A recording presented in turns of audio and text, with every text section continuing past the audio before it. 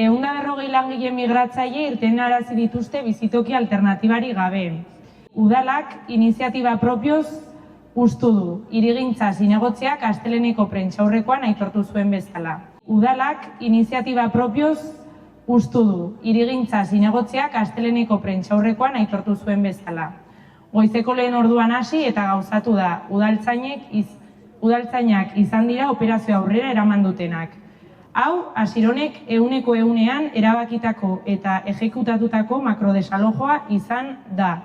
Nafarroako gobernuak eta Espainiako gobernuak ez dute esku hartu eta ez da egon udala behartzen zuen agindu judizialik. Etxegabetutako gaztei eskaintzen zaizkien bizitoki soluzioak hoteleko 2 gau dira eta gero kalera. Agustinen konbentuko eraikina hustu egin dute interes pribatuko enpresei oparitzeko.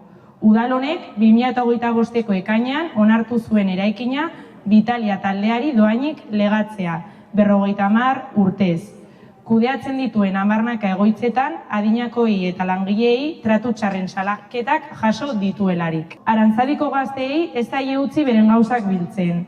Arantzadin harrapatuta daude maletak, objektu pertsonalak eta garrantzitsuena, haiek erregularizatzeko funtsezko dokumentazioa.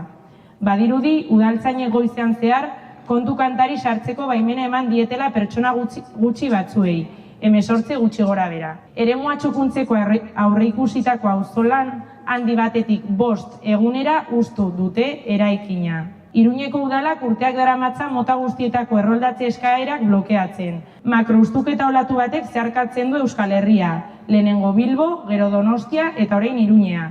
3 hiriburuetako modus operandia berdina izan da. Soberan dagoen biztanleriaren ideia, integra ezina definizioz, hondakin eta urrien artean bizitzere merezi ez duena, tokiko klase politikoan eta Euskal Herriko elite politikoen artean oso ezarria dago. Hemen ez dago aizrik, AEBen bezala, baina ez da beharrezkoa. Atzerritarrei buruzko legeak eta udal erakundeen kolaborazionismoak eragin berdina dute.